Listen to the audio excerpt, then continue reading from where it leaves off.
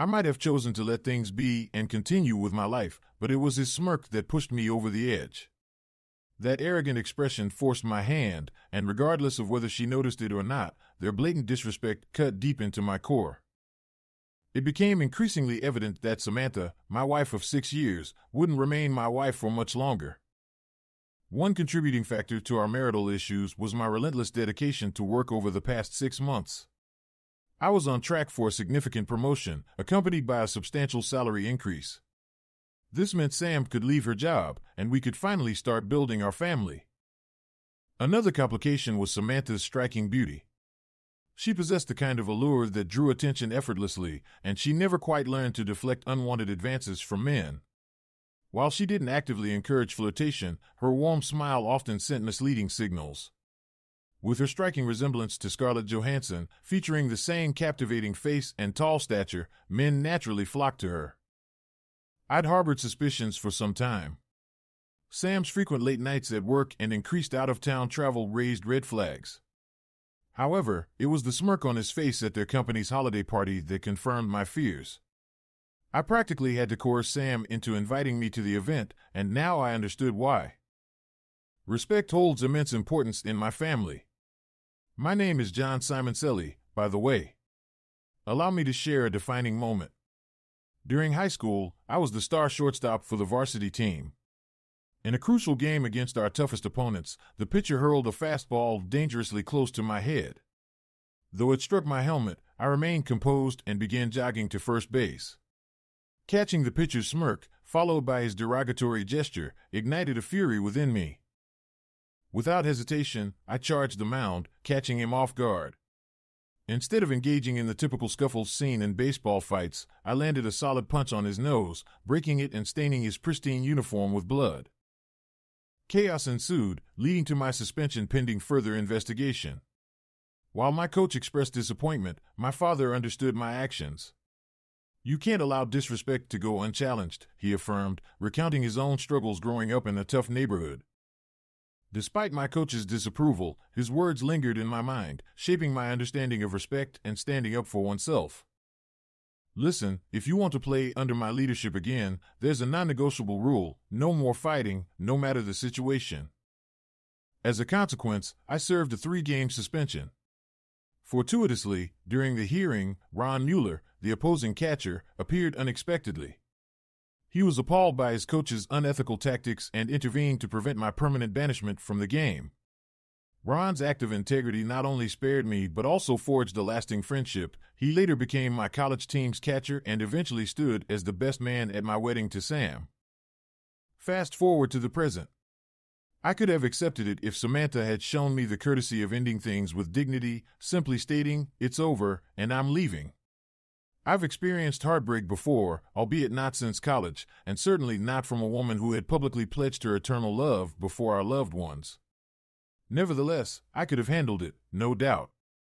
But faced with Sam's betrayal, her affair with her colleague Jacob Harris, and her audacity to return home as if nothing happened, I felt like a character torn between conflicting advice. My coach urging restraint on one shoulder and my father advocating retaliation on the other. Obtaining concrete evidence didn't require elaborate schemes or lengthy investigations. The Monday following her company's party, I took a day off work, secured legal counsel, and hired a private investigator. On the first night of surveillance, Sam's claim of working late was swiftly debunked as the detective tracked her to Jacob's townhouse. Though no photographs captured their intimate activities, I doubted they spent 2 hours there poring over spreadsheets. Preparations were in place for Sam's subsequent visit to Jacob's residence.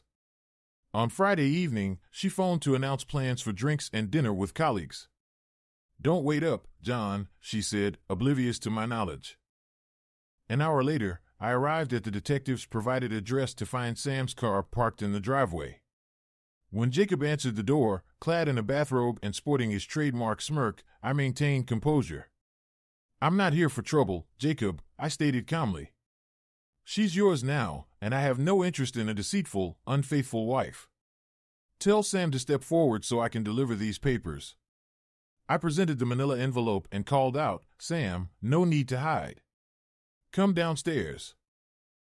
Sam descended the stairs, adorned in a matching robe, and I felt a hint of satisfaction. "Here are the divorce papers," I declared. "Get yourself legal representation and contact my lawyer to finalize the settlement. Do not return home tonight or before tomorrow evening.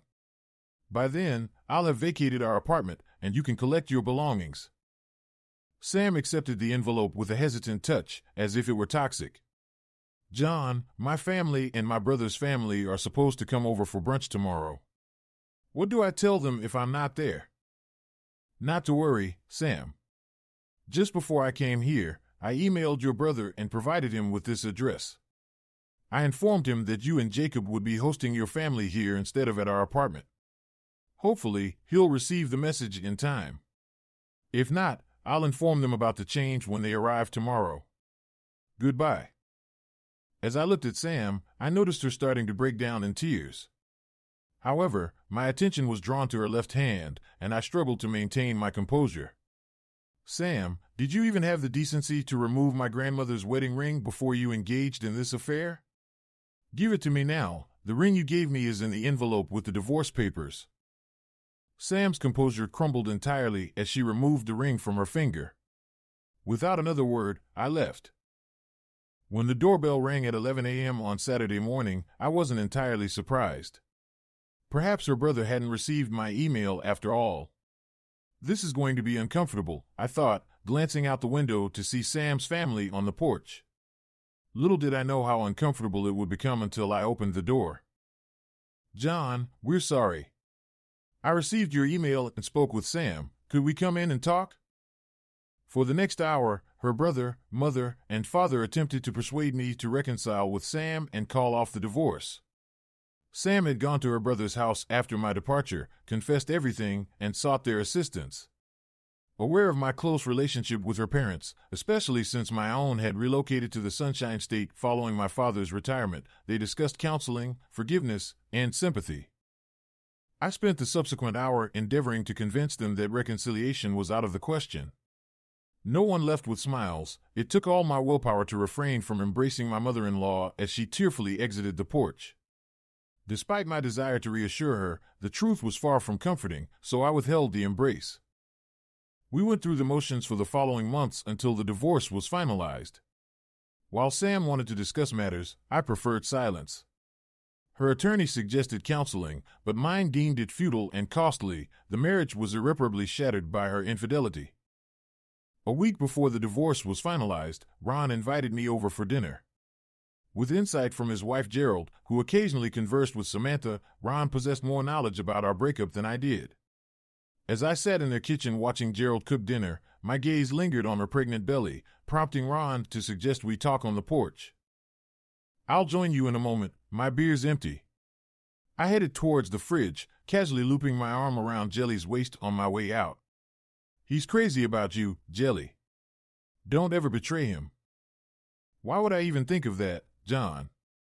I adore him, and we're expecting a baby boy soon. I'm not foolish." A year ago, I would have said the same about Samantha. Look at us now, 6 days away from a divorce. Sam made some foolish choices, John. I'm not about to follow in her footsteps. Ron won't try to sway my decision, will he? Go and hear him out. I'll tell you what I tell Sam every time she calls. I'll support both of you in any way I can, except for offering my opinion on what you should do. I planted a kiss on Jelly's cheek before stepping outside. Handing Ron a beer, I waited for him to speak. "John, Sam wants to meet with you and talk before the divorce is finalized. She called me and asked me to inquire." No surprise there. I've contemplated it before, but why should I give her the satisfaction of her remorse?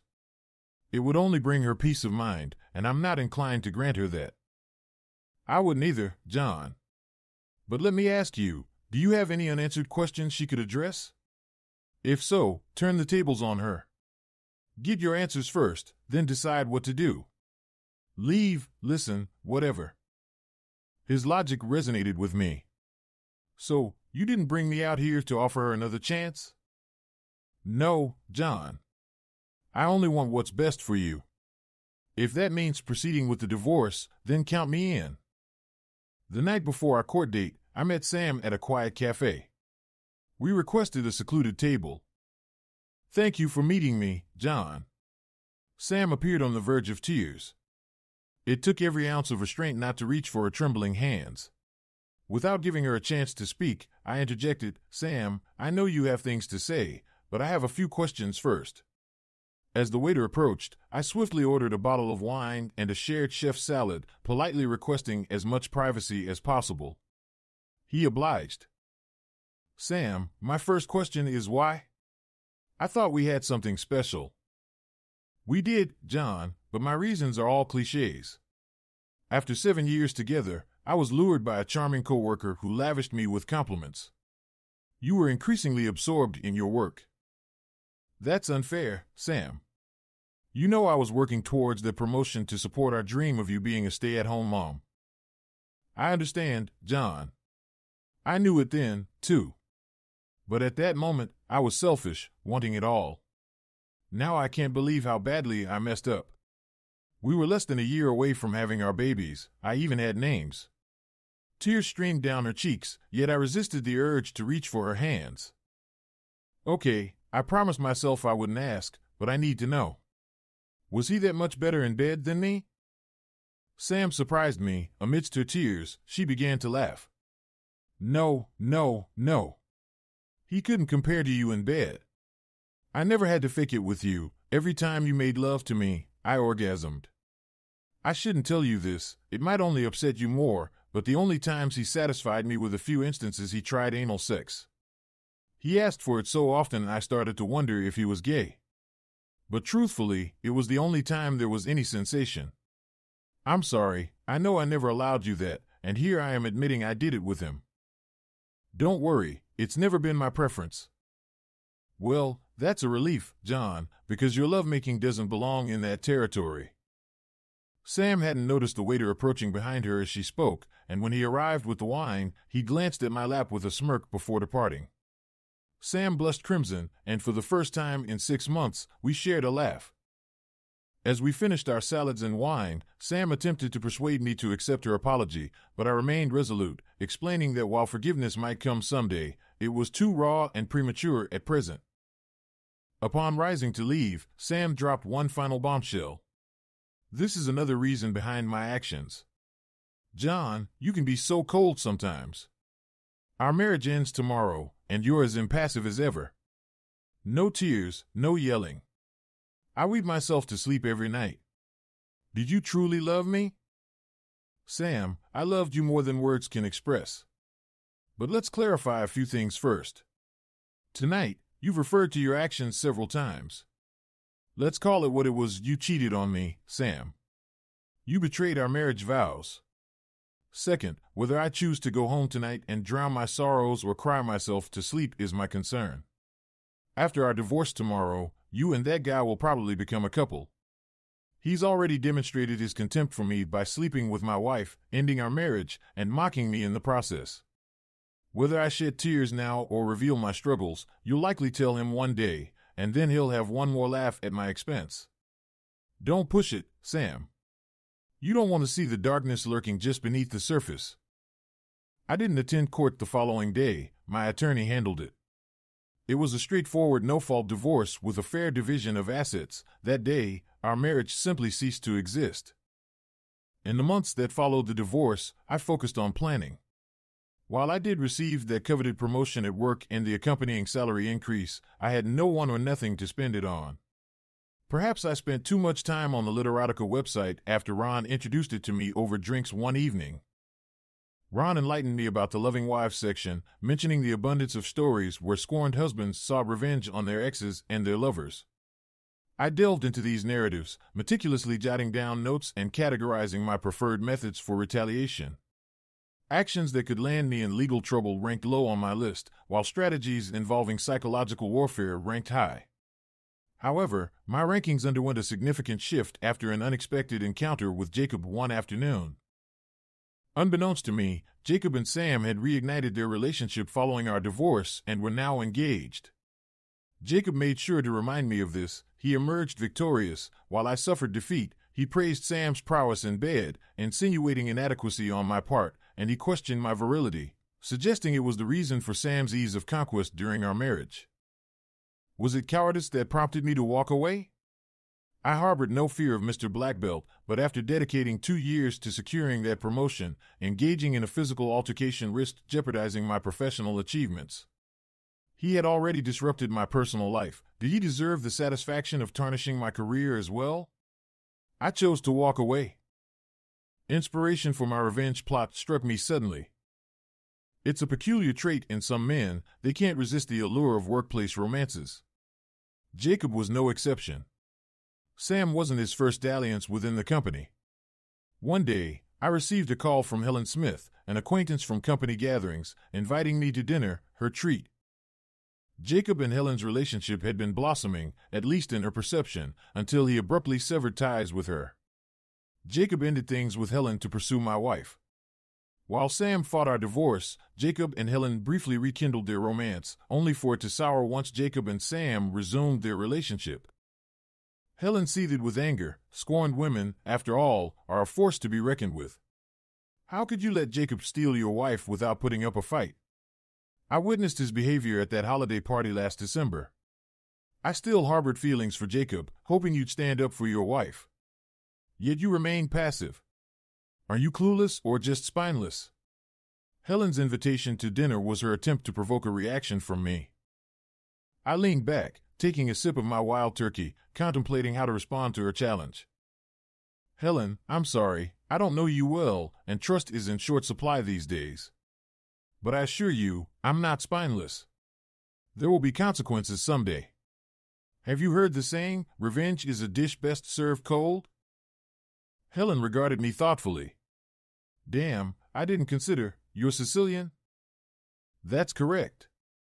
If you're genuinely interested in revenge, just wait patiently. One day, I'll reach out to you and ask for a favor. Nothing illegal, but of utmost importance. That night, as I returned home, my plan began to take shape. But could I trust Helen to keep our conversation confidential? I discreetly sought confirmation from a trusted source, who validated Helen's account. She and Jacob had indeed dated, and their breakup coincided with the resurgence of Jacob's relationship with Sam. During our conversation, my source offered an apology for not alerting me to the initial affair and revealed that the company's senior management, weary of the romantic turmoil surrounding Jacob's affairs, were in the process of revising corporate policies on workplace relationships. Rumors circulated that Jacob was skating on thin ice. Throughout my separation and the 2 months following the divorce, I sought solace in the company of an escort for both physical and emotional release. Cindy Fox, as she was professionally known, became my companion for dinners or outings every couple of weeks, culminating in intimate encounters before she departed.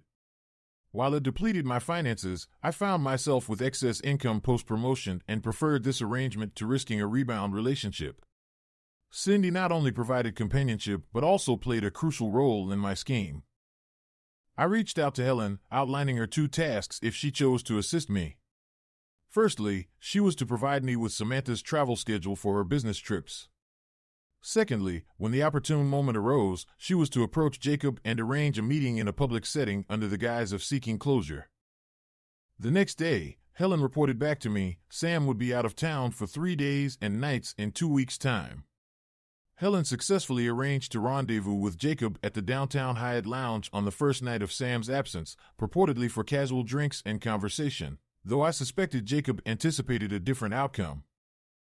Cindy found amusement in the initial phase of my plan, but was taken aback when I divulged the second part. Cindy, do escorts ever contract sexually transmitted infections? I'm not referring to life-threatening illnesses like AIDS, but rather treatable conditions like gonorrhea. Occasionally, it happens, but it's uncommon. Most of us insist on using condoms. There are a few who engage in unprotected sex, but they exercise caution and charge double for it. Some of them have had to seek treatment for infections. Could you do me a favor? Let me know if any of your colleagues have an infection to contribute. I'll compensate her at the higher rate for unprotected services, and I'll pay you a finder's fee. You're joking, right? You want to give this guy something? Nothing fatal, just something to put a damper on his wedding night. Part 1 of the plan unfolded seamlessly. Cindy recounted the details later that evening. She sat at the bar in the Hyatt Lounge, enjoying a Cosmo, when Jacob entered and took a seat beside her, as expected. They exchanged pleasantries, and Jacob ordered a scotch. Shortly after, Jacob's phone rang. "Hey, Helen, I understand. Wishing your mom a speedy recovery." Jacob hung up and turned to Cindy.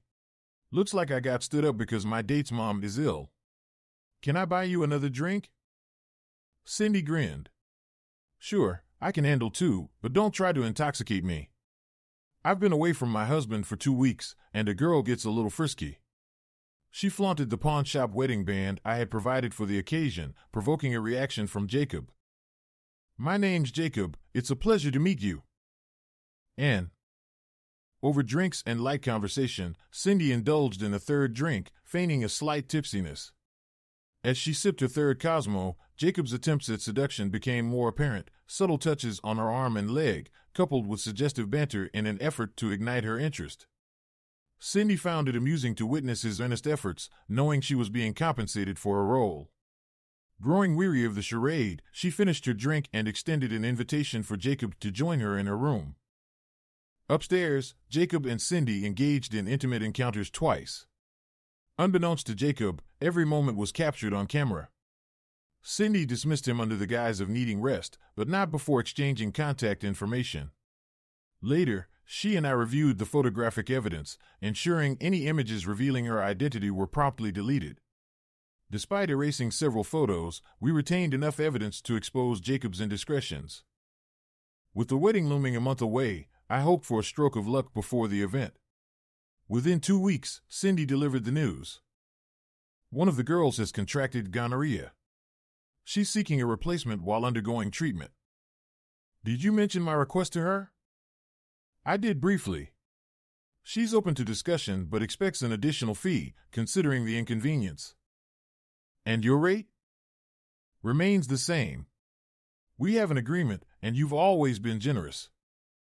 Cindy and I met with the escort, who insisted on anonymity, to finalize Part 2. While it came at a hefty price, the payoff would be invaluable. The following day, Cindy contacted Jacob. "Hey, Jacob dear, it's Ann from the Hyatt. Remember me?" "How could I forget? Are you in town?" "Yes, and I have a proposition for you. I'm with a colleague, and we thought you might be up for some excitement tonight. Can you make it?" Jacob's ego led him to believe that 2 women were vying for his attention. "I just need to make a quick phone call, and I'll be in the lounge." "Not the lounge. Just come up to room 449. We'll be here. Bring some Stoli, chilled." When Jacob arrived at room 449, our mystery girl was present, but Cindy was nowhere to be found. "Where's End?" he inquired. And received a call from home. Her son is unwell, and she's back in her room attending to her husband through the situation. It's his first experience handling a sick child. But you and I can get started. And so they did. Cindy failed to make an appearance, but our mystery girl made every effort to divert Jacob's attention from the missed threesome.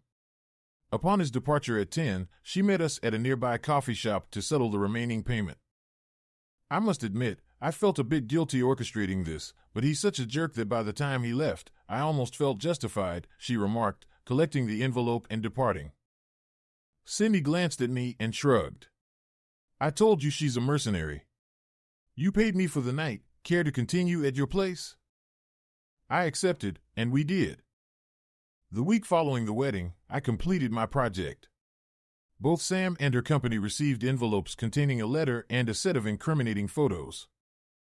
Sam's letter read, "Dear Mrs. Harris, regrettably, I must share troubling news. It appears that your husband and my wife were involved in an affair during her visits to your town. The private investigator I hired provided evidence in these photos. I've included only those displaying his face to dispel any doubts. Initially, I hesitated to inform you, but I recently received news from my doctor indicating she transmitted a social disease to me. I urge you to undergo testing. Sincerely, the soon-to-be ex-husband of your husband's paramour." The letter to the CEO stated, "Dear Sir, I felt it prudent to inform you of the character of your company's employee. According to my wife, he met her at a bar, intoxicated her, and transmitted a social disease to her. While I cannot guarantee this letter will reach you, or if it concerns you, I advise caution with this individual, as his conduct reflects a lack of moral integrity. Best regards, a regretful husband. The aftermath unfolded swiftly. Sam's family arranged for the marriage annulment, Jacob lost his job, and there were whispers of both of them undergoing medical treatment, thanks to a contact in the county health department. Meanwhile, I focused on rebuilding my life. Occasionally, I entertained hypothetical scenarios for retribution. In one, I exacted physical revenge on Jacob. In another, I contemplated luring Sam overseas and abandoning her without resources. However, the thought of her mother dissuaded me. Despite my bitterness towards my ex-wife, I couldn't subject her mother's daughter to such cruelty. But my focus shifted as my new job grew more engrossing and demanding. That is until the next Simon Selly family picnic, where Uncle Vin, my father's elder brother, made an appearance. Uncle Vin has connections, if you catch my drift. He beckoned me over for a private conversation. "Johnny, spill the beans about your divorce." I had a soft spot for that girl. I gave Uncle Vin the condensed version of our split. "And what did you do about it?" I then recounted my revenge scheme. Pretty crafty, but not exactly a scorched earth tactic. "No, Uncle Vin. I tried to move on and take the high road." I explained my reasoning. "That's commendable, and those are valid reasons. You know, that baseball coach did you a solid favor." Uncle Vin had his quirks, especially when it came to race, but he always found it amusing that a black man from the Chicago slums had as much influence on my life as my father. "If you had taken after that hot-headed father of yours, you wouldn't be the man you are today." I had to talk some sense into my baby brother many times, or he would have ended up dead or in jail. "Have you ever spoken to Coach Price?" "Only a handful of times, and not since my junior year in college. I sort of lost touch." "You should reach out to him. He volunteers at the Boys and Girls Club on West Palmer. Let him know the impact he had on you. A man likes to hear that every now and then. But for now, go over to your father, give him a hug, and tell him you love him. He needs to hear that, too." Uncle Vin had his quirks. While feared by many, he always had a soft spot for me. I took Uncle Vin's advice and visited Coach Price, who persuaded me to start volunteering at the club. I even began dating his niece, a lovely woman, but that's a tale for another time, suitable for the romance section of Literotica. In short, it was a drama-free love story. Lastly, on my 30th birthday, I received a card from Uncle Vin. It simply said, "Happy birthday, nephew." Nobody messes with a Simon Selly. It appears a certain Jacob Harris was found beaten in the alley behind his regular bar. It was deemed a mugging. Nothing life-threatening, but he ended up with a broken nose, a few fractured fingers and ribs, and 2 severely swollen testicles. It seems his black belt skills were left at home that night. The inspiration for this tale stemmed from a recent minor incident. Kate and I were trekking down a mountain trail when a hefty Rottweiler came charging toward us, growling and barking mere inches from my crotch. It was quite unsettling, to say the least. I remained composed, attempting to command the dog to sit, but it persisted until its owners, 2 women, approached. One of them apologized while grabbing the dog's collar, but the other simply smirked at me as if finding the situation amusing. That smirk ignited pure anger within me, and I struggled to resist the urge to wipe it off her face. It's intriguing how some individuals believe they can behave in such a manner without consequence, but someday they may encounter someone with less self-restraint. And yes, I'm aware my ratings might suffer due to the preceding paragraph, and I anticipate the usual criticisms about how I should have acted differently. However, my sense of masculinity isn't contingent on the opinions of those who hold no significance to me. Kate knows the true essence of who I am and understands the challenge I face in restraining the inner demons. Thanks for watching and have a great day. Write your opinion in the comments.